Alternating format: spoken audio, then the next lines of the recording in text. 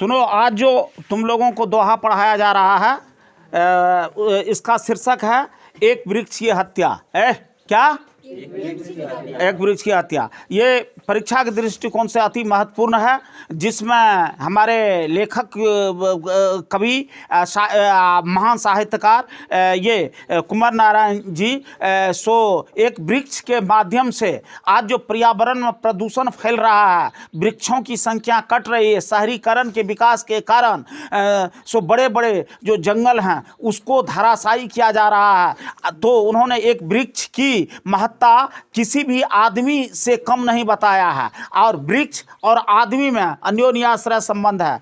एक दूसरे के अच्छाई को देखना ही दूरगामी अच्छाई का सो परिणाम हो सकता है। इसलिए अगर मानव किसी वृक्ष की हत्या कर रहा है तो वह अपने आप का हत्या कर रहा है, वृक्ष का हत्या कर रहा है तो अपने आप का हत्या कर रहा है। इसमें तो कवि, लेखक, साहित्यकार कुमार नारायण जी सो दिखाए हैं एक वृक्ष की बात कह करके, जो उनके दरवाजे के करीब है, उनके गेट के करीब है। लेकिन इसमें वातावरण में जो विलोपन हो रहा वृक्ष का, शहरीकरण के दौड़ में ये लोग अधिक सभ्य बनने की जो दिखावा करते हैं, उसमें वृक्ष को काट रहा है। और उसका क्या दुष्परिणाम होगा, मानव अपने लिए सो अपने भविष्य को खराब कर रहा है। भविष्य को काटना, वृक्ष को काटना माना अपने भविष्य, स्वर्णिम भविष्य को काटना, स्वर्णिम भविष्य की चिंता नहीं करना। वृक्ष किस तरह हमारे लिए सो एक बहुत बड़ा मित्र है, इस दोहा के माध्यम से कवि ने यह प्रेरणा देने की बात की है। और जो वृक्ष को नहीं काटना चाहिए। और दूसरी बात यह दिखाने का भी बात किया है कि अगर वृक्ष कट जाती है तो इसका क्या दुष्परिणाम हो सकता है, हो जाता है। अब देखिए, कुमार नारायण का जन्म 19 सितंबर 1917 ईस्वी में लखनऊ उत्तर प्रदेश में हुआ था। कुमार नारायण ने कविता लिखने की शुरुआत 1950 ईस्वी के आसपास की है। उन्होंने कविता के अलावा लेख, कहानियाँ और ये सिनेमा की कलाओं की समीक्षा से भी जुड़ा रहा है। हम तुमको पहले ही बता चुके हैं, जो यह सिर्फ एक कवि ही नहीं, यह लेखक भी है। इनकी जब प्रमुख रचनाएं देखोगे उस पर फिल्म में भी इनकी रचना से चलचित्र भी बन चुका है। अब देखिए, ये जो है चक्रव्यूह, इसके बाद परिवेश, हम तुम, अपने अपने, कोई दूसरा नहीं, इन दिनों, ये सब काव्य खंड है। जबकि आत्मजयी, आकारों के आसपास, आज और आज से पहले, ये सब समीक्षा करने वाले ये रहे हैं। इनको साहित्य अकादमी पुरस्कार भी मिला है, साथ ही साथ व्यास सम्मान, इसके बाद कुमारन आसान पुरस्कार और प्रेमचंद्र पुरस्कार, लोहिया पुरस्कार, कबीर पुरस्कार, न जाने कतिपय पुरस्कार लेकर के ये साहित्य में एक अपना खास स्थान स्थापित कर चुका है। अब प्रस्तुत दोहा के माध्यम से जो वृक्ष जो कटता है और तुरंत काटे गए एक वृक्ष के बहाने से पर्यावरण, मनुष्य और सभ्यता के विनाश की पर्दाफाश कर डाला है। अपनी अंतर व्यथा में इस चीज़ को इन्होंने अभिव्यक्त किया है। और कविता आज के समय में अपरिहार्य और चिंताओं और संवेदनाओं का रचनात्मक अभिलेख प्रस्तुत करता है। और यह कविता कुमार नारायण की कविता के इन दोनों में जो संकलित हुई है, यह हमारे लिए और आने वाले पीढ़ी के लिए एक उत्कृष्ट प्रकार की बात बताती है, जिससे कि हम आपको संतुलित रह सके और मानव का कल्याण हो सके। इस तरह से उन्होंने बताने की और करने की बात कहा है। अब देखो, एक वृक्ष की हत्या हम कह चुके हैं, शीर्षक का नाम है एक वृक्ष की हत्या। लेकिन यह एक वृक्ष की हत्या नहीं, वातावरण में जो अंधाधुंध वृक्ष काटा जा रहा है और यहाँ तक कि जो सार्वजनिक जमीन में भी है उसको काटा जा रहा है, निजी जमीन में तो काटा ही जा रहा है। उन सारे दुष्परिणामों को इन्होंने बताने का कोशिश किया है। देखो, कह रहा है जो अब की बार घर लौटा तो देखा नहीं था वह बुढ़ा चौकीदार वृक्ष। यह प्रस्तुत क्या है एक वृक्ष से जो इसके घर के करीब में था। बुढ़ा चौकीदार कहने का मतलब वह बहुत ही पुराना वृक्ष था, और बहुत पुराना वृक्ष जो है सो इनके घर के सामने में खड़ा था। और प्राचीन परंपरा को कुंवर नारायण जी कितना महत्व देते हैं इस पंक्ति से ही स्पष्ट हो जाता है। और कहता जो हमेशा की तरह मिलता था घर के दरवाजे पर तैनात, और चूंकि वह वृक्ष रोपा था अति प्राचीन समय से था, तो वह एक चौकीदार सा बन गया था। इस तरह से वृक्ष हमारा चौकीदारी भी करता है, उस बात को देखो। और कहते हैं जो वह जो वृक्ष था, वह जो उसका पुराने चमड़े का बना शरीर, वह सख्त जान, झुर्रियोंदार खुरदुरा, मैला कुचेला, राइफिल सी सूखी डाल, एक पगड़ी फुल पत्तीदार, पाँव में फटा पुराना जूता, चरवारता लेकिन अक्कड़ बलबूता। देखो वह वृक्ष कितना पुराना था, जो उसका रंग बिल्कुल काला पड़ गया था, लेकिन वह काफ़ी मजबूत थी। उसमें अभी भी फूल लगता था। फूल जो लगता था वृक्ष के ऊपर में, तो ऐसे लगता है जैसे कोई जो हमारा रक्षक होता है, जो हमारा पुलिसकर्मी होता है, या हमारा जो सैनिक होता है, जो हमारा रक्षा का काम करता है, सुरक्षा का काम करता है, प्रतिरक्षा का काम करता है, उसके ऊपर में क्या होता है? टोपी होता है। टोपी पर लाल फूल की तरह दिखाई देता रहता है। तो वही एक महान पुलिस, एक महान सैनिक की तरह वह खड़ा रहता था। और ये पुलिस तो नए नए ड्रेस पहनते हैं, लेकिन वह पुलिस जो है, वृक्ष जो है, सो एकदम पूरा पुराना पड़ चुका था, लेकिन सख्त था। वहाँ उसका रंग रूप आकार प्रकार एकदम मैला कुचेला दिखाई पड़ता था। और अगर एक वृक्ष की टहनी को भी तोड़ा जाता था तो राइफल सी आवाज करती थी। इस तरह की बात हुआ करता था। और जिस तरह से पुलिस और हमारे प्रतिरक्षा रक्षाकर्मी सो पगड़ी बांधता है, उस तरह से उनका पगड़ी था। और नीचे में जो है जड़ के करीब में उसका जो जड़ का और भी भाग है ऊपर वाला, उसका जो सिर कहते हो, वह जो है सो बहुत ज़्यादा इधर उधर फैल गया था। जैसे लगता था हमारे पैर में बीमारी फट जाता है, उस तरह से उसको फट गया था। लेकिन अपने जगह से कभी वह हिलता नहीं था, चरमराता, लेकिन अक्खड़ बलबूता, काफी मजबूत था। उसकी सूखी हुई टहनी को अगर तोड़ा जाता था तो इतना उसमें परिपक्वता थी जो राइफल सी तरह आवाज करती थी। और खुद वह सूखा ये जो है वृक्ष की जो टहनी है, वह आपको राइफल की तरह दिखाई पड़ता है। जिस तरह से एक चौकीदार को सो राइफल रहता है, उस तरह से। या ये भी कह सकते हो जो एक वृक्ष जो है, एक वृक्ष से ही एक वृक्ष से ही राइफल भी तैयार होता है। राइफल में क्या लगती है? लकड़ी लगती है, वह भी वृक्ष का अंग होता है। और अगर वृक्ष काटते हैं तो राइफल भी बनता है उसी से। सूखा हुआ टहनी जो था, इसका मतलब यह है जब वृक्ष सूख जाता है, परिपक्व हो जाता है, तब अगर काटे तो और भी वो क्या नाम है, मजबूत होता है। अब देखिए, धूप बारिश में, गर्मी में, सर्दी में हमेशा चौकन्ना अपनी खाकी वर्दी में। और वह जो अति पुराना था सो उसका रंग हो गया था बादामी जैसे, जिस तरह से खाकी का रंग होता है उस तरह से। प्राय देखो, जब आम का वृक्ष देखोगे ना तो वह भी थोड़ा भूरा सा हो जाएगा, देख रहे हो, तो वह लग जाता है और काफ़ी पुराना होता है। तो जिस तरह से पुलिस खाकी वर्दी पहनता है, उसी तरह से हो जाता है। तो यह इसका भी जो है सो बहुत मोटा जड़ था और बहुत मोटा तना था, और काफ़ी सो ये मजबूत हो गया था, काफ़ी मोटा हो गया था, और खाकी वर्दी की तरह से दिखाई पड़ता था। दूर से ही ललकारता था कौन। और जब हम कभी घर आते थे, कुंवर नारायण जी खुद कहते हैं, तो ऐसे जान पड़ता था जैसे कि वो हमको पुकार रहा है, जो कौन हो तुम? तो मैं जवाब देता था, दोस्त, मैं आपका दोस्त हूँ। इसका मतलब मानव को वृक्ष से दोस्त बन करके रहना चाहिए, न कि उसको बर्बाद करना चाहिए। और पल भर के लिए बैठ जाता था उसकी छांव में। और कितना भी तुम्हारा कूलर क्यों नहीं है, आधुनिक समय में ठंडा करने वाला चीज़ क्यों, बहुत कुछ क्यों ना हो, लेकिन वृक्ष के नीचे में जो वाष्पीकरण वाला वो ठंडी रहती है, प्राकृतिक ठंडी रहती है, वह तुम्हारे यह कूलर में, वह तुम्हारे पंखा में नहीं हो सकता है। और कभी सुख हो, ये गर्मी हो या सर्दी, उसके नीचे में बैठ जाता था। दरअसल शुरू ये क्या नाम है, चौकन्ना, अच्छा, और पल भर के लिए बैठ जाता था उस ठंडी छांव में। ये गर्मी की बात करता है। कहीं से आता था तो वृक्ष के नीचे बैठने के बाद तरोताज़ा हो जाता था। हमें कृत्रिम साधन से ठंडा होने की बात नहीं ये ज़रूरत होती थी। दरअसल शुरू से ही हमारे अंदेशों कहीं एक जानी दुश्मन। और कहने का मतलब एक वृक्ष के लिए कभी कहा है, लेकिन वास्तव में जो वृक्ष को काटता है वह जानी दुश्मन है। आज कभी के डेरा के सामने में जो एक वृक्ष है वह भी कोई काट दिया है।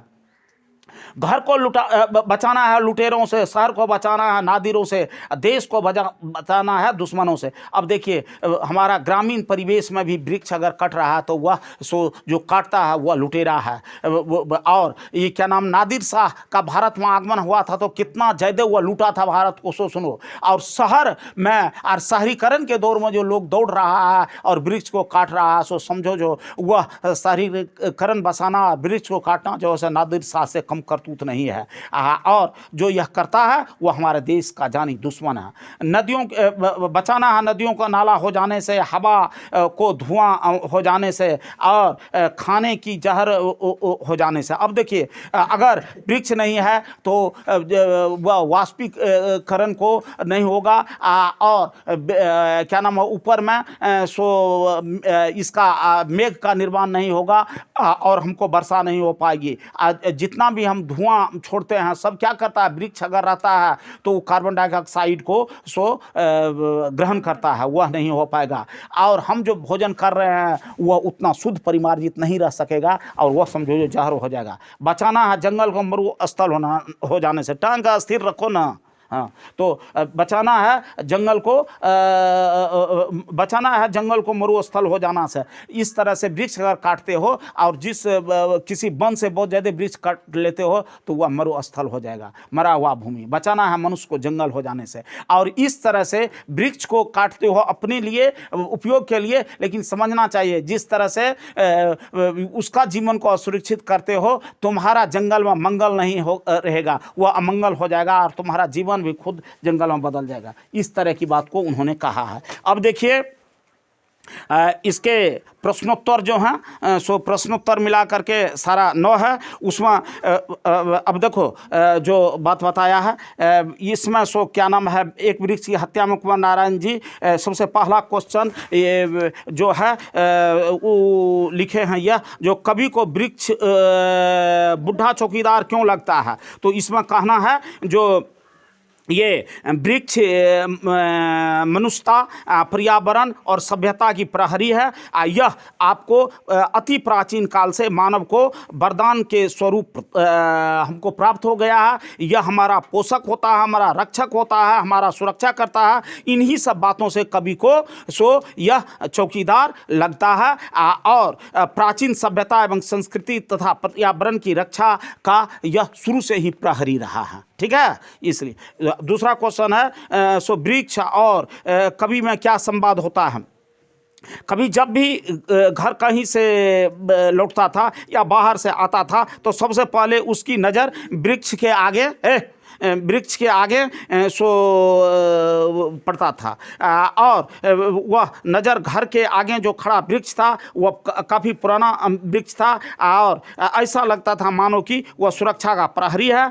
और उसके निकट आने के बाद यह भी एहसास करता था कि जैसे वह पूछ रहा है जो तुम कौन हो, समझे। तो इस तरह से वह आपको उसके निकट में या उसके नीचे बैठ करके बहुत ही शांति और शीतलता का वह अनुभव करते थे। कहता है घर, शहर और देश के बाद कभी किन चीज़ों को बचाने के लिए कहता है और क्यों। देख लो, यह आपको कभी नदी, जंगल, भोजन और मनुष्य को खतरा से बचाने की बात करता है, क्योंकि नदी या जो है हवा, अन्न, फल, फूल ये सब जो है सो हमारे जीवनदायक होता है। अगर हम वृक्ष को काटते रहेंगे तो घर, शहर और देश तो बर्बाद होगा ही, साथ ही साथ हमको ये सब जो प्राकृतिक धरोहर वह भी बर्बाद हो जाएगा। इसकी रक्षा नहीं होगी तो मनुष्य की स्वास्थ्य की रक्षा नहीं हो सकती है और जंगल पर्यावरण का सबसे बड़ा सुरक्षा कवच है। इसलिए जंगल की रक्षा करते रहना हमारा सबसे बड़ा धर्म होता है एक मानव होने के नाते, क्योंकि मानव सबसे प्रकृति प्रदत्त में सबसे बड़ा उपहार है। अब देखो कहता है जो कविता में शीर्षक की सार्थकता स्पष्ट करें। शीर्षक की सार्थकता का मतलब होता है इस कविता का नाम एक वृक्ष की हत्या ही क्यों रखा गया है, तो इस बारे में जान लो। ये तुमको एक वृक्ष की हत्या के बहाने सो पूरे पर्यावरण की हत्या की आशंका कवि को है, और इसको हमारे सामने प्रस्तुत किया है। और कविता का केंद्र बिंदु वृक्ष ही है, और साथ ही साथ कवि के चिंतन का मुख्य केंद्र सो कटा हुआ वृक्ष है, जो कि उसके घर के सामने था, और इसी को आधार बनाकर उन्होंने सभ्यता और मनुष्यता तथा पर्यावरण के क्षय होने से आहत होकर के और इसका दुष्परिणाम को बताया है। और एक वृक्ष जो कवि के प्रस्तुत कविता में कवि को पुराने वृक्ष की चर्चा की है। वृक्ष प्रहरी के रूप में कवि के घर के निकट में था। एक दिन उसे काट दिया गया है, और इससे कवि चिंतित हो उठे हैं, और शुरू से लेकर के अंत तक हर बिंदु पर वृक्ष की ही चर्चा हो रही है, इसलिए इसका जो है शीर्षक सो बहुत ही उपयुक्त है। इसके बाद कहता है, कविता का समापन करते हुए कवि अपने किन अंदेशों का जिक्र करता है और क्यों। कविता का समापन करते हुए कवि पर्यावरण और सभ्यता के प्रति अपना संवेदनशीलता होकर के चिंतन करता है। संवेदन करते हुए मानवता, पर्यावरण और सभ्यता, राष्ट्रीयता के दुश्मन की झलक मिलती है, और इसी का चर्चा करते हुए कवि कहते हैं कि हमें घर को सो अगर विनाश करने वालों से बचाना है, सावधान रहना है, शहर को विनाश होते हुए सभ्यता से रक्षा करनी है, तो इसलिए हमको सो वृक्ष को बचाना होगा। कवि को अंदेशा यह भी है कि आज पर्यावरण हमारी प्राचीन सभ्यता, मानवता तट पर जानी दुश्मन समाज के लिए तैयार हो चुका है। अंदेशा उनको इस बात की भी है, लोगों की प्रवृत्ति वृक्षों की काटने की हो गई है, सभ्यता के विपरीत कार्य हो रही है, और उसमें दानवता की प्रवृत्ति बढ़ रही है। नए नए वृक्ष स्थापित किए, नए नए वृक्ष पर सो बड़ी बड़ी फैक्ट्री स्थापित की जा रही है, और हमें धुआं और कार्बन डाइऑक्साइड गैस से खतरा दिया जा रहा है। इसके बाद फिर कह रहा है, कविता की प्रासंगिकता पर विचार करते हुए एक टिप्पणी लिखे। तो तुमको लिखना है, वृक्ष एवं जंगल आज जो काटे जा रहे हैं, मानवता अपने धर्म से सो विचलित हो चुका है। आज सभ्यता के दौर में वो वृक्ष को आवश्यक नहीं समझ रहे हैं, जो उनके लिए बहुत खतरा है। भोजन भी तो हमको वृक्ष से ही मिलता है, फल फूल तो हमको वृक्ष से मिलता है। पशुता और यह जो राक्षसत्व की गुण उसमें बढ़ गया है, वो हमारे लिए बहुत बड़ा खतरा है। नदियों और स्वच्छ जल प्रदूषित हो रहा है। ऐसी परिस्थिति में कवि इस पर ध्यान दिलाना प्रासंगिक समझता है। आज के प्रसंग में कवि की कल्पना बिल्कुल उचित है। हमें वृक्ष, पर्यावरण, मनुष्यता, सभ्यता और राष्ट्रीयता के प्रति संवेदनशील होना चाहिए, और हमें किसी भी तरह से वृक्ष के साथ सह संबंध बनाकर रखना चाहिए। इस प्रकार प्रकृति हमारा पोषक है, रक्षक है, उसी प्रकार हमको उसकी रक्षा करनी चाहिए, उसका पोषण और संरक्षण करना चाहिए, ताकि वह भी अगर सुरक्षित है तो हम भी सुरक्षित रहेंगे। कहता, दूर से ललकारता है कौन, मैं जवाब देता हूँ दोस्त, इसकी व्याख्या कीजिए। इसमें तुमको कहना है, जो यह पाठ्य पुस्तक से ली गई एक वृक्ष की हत्या दोहा से सो उद्धृत है। इसके लेखक कुमार नारायण जी हैं। इसमें कवि ने एक वृक्ष को कटने से आहत होता है, और इस पर चिंतन करते हुए पूरी पर्यावरण और मानवता पर खतरा की जो आशंका होने वाली है, उससे वह आशंकित है। इससे हमारी इस रक्षा की बात उन्होंने संवेदना व्यक्त की है, और लोगों को इसको बचने के लिए अपने को बचाने के लिए वृक्ष की रक्षा से संभव है, इस बात को कहा है। कवि का कहना यह भी कि जब मैं अपने घर से लौटा तो वह प्रहरी मेरे सामने में नहीं था, मुझे बहुत याद आता है, क्योंकि वह हमारा रक्षा करने वाला था। अब सुनो, कहता है ये बचाना है जंगल को मरुस्थल हो जाने से, बचाना है मनुष्य को जंगल हो जाने से। व्याख्या मोस्ट इंपॉर्टेंट क्वेश्चन यही है इस चैप्टर का। सुन लो, बचाना है जंगल को मरुस्थल हो जाने से, बचाना है मनुष्य को जंगल हो जाने से। इस प्रश्न को बहुत अच्छा से समझ लो, जो क्या नाम है, किस तरह से लिखना है, उसी तरह से जो एक यह पद्यांश जो है सो एक वृक्ष की हत्या से ली गई है, जिसके कवि कुमार नारायण जी है। वृक्ष कभी भविष्य में आने वाले प्राकृतिक संकट, मानव के लिए जो खतरा आने वाली है, सभ्यता का जो ह्रास होने वाला है, उसके ओर हमारा ध्यान आकृष्ट करवाया है और वृक्ष की संरक्षण के लिए आदमी को तैयार करने के लिए कहा है। कभी ने कहा है अगर अंधाधुन विकास का ये क्या नाम है क्रम अगर चल रहा है और हम उसमें विवेकी नहीं है, अंधाधुन वृक्ष को काट रहे हैं और काटते जा रहे हैं, तो भविष्य में जंगल मरुस्थल का रूप ले लेगा और मानवता की सभ्यता की रक्षा के प्रति सचेत नहीं होंगे तो मानव जंगल के रूप में परिवर्तित हो जाएगा। मानवीयता पशुता में परिवर्तित हो सकती है और मानव दानवी प्रवृत्ति अपना सकता है और बढ़ते हुए प्रवृत्ति को रोकना, जो दानवी प्रवृत्ति मानव का है वह आवश्यकता है। कभी मानवीयता स्थापित करते हुए एक बहुत ज़्यादा चिंतनशील है, सभ्यता की सुरक्षा हेतु प्रयत्नशील होने की प्रेरणा देते हैं, साथ ही पर्यावरण संरक्षण हेतु सजग रहने की वह शिक्षा देते हैं लोगों को और कहता है सावधान हो जाना चाहिए। फिर सुनो इस कविता की रूपक की रचना और उसकी क्या स्वरूप है, तो इसमें लिखना है रूपक कविता की भावाभिव्यक्ति का माध्यम है और रूपक जो है सो आपको कविता की ध्यानाकर्षण को बढ़ा देता है, साथ ही साथ वास्तविकता के करीब भी हमको लेकर चला जाता है। यहाँ वृक्ष की महत्ता का मूर्त रूप देने के लिए प्रहरी के रूप में दिखाया गया है। इस प्रहरी की अहरनी सेवा स्थिरता रक्षा हेतु तैनाती जीवंत रूप प्रस्तुत किया है और वृक्ष जो है वृक्ष को मानवीय रूप देकर कवि ने हमको इसके लिए सावधान किया है, अगर इसका अगर आप रक्षा करते हैं तो यह आपका सदैव रक्षा करता रहेगा। यह एक वृक्ष ही रक्षा करते हैं तो यह आपका पीढ़ी दर पीढ़ी रक्षा होता रहेगा, रक्षित रहेगा। साथ ही बचाव कार्य की भी प्रेरणा देते हैं और वह कहते हैं नदी नाला धुआं हवा मनुष्य जंगल सभी प्रतीक स्वरूप हैं और यहाँ वृक्ष अगर नहीं रहेंगे तो ये सारी चीज़ समाप्त हो जाएगी, क्योंकि ना वर्षा होगी और ना नदी चलेंगे। नदी हमारी प्राकृतिक धरोहर है और संवाद में सभ्यता से पर्यावरण संरक्षण की सभ्यता का संपोषण करते हुए मनुष्यता के विकास के क्रम के लिए उन्होंने चिंतन करने के क्रम में वृक्ष की हत्या नहीं हो, प्राकृतिक संसाधन का दुरुपयोग नहीं हो, उसका बहुत ज़्यादा शोषण नहीं हो, इस तरह की बात को उन्होंने कहा है, ललकारा है। इस तरह से स्पष्ट हो जाता है जो कवि संवेदनशील हैं।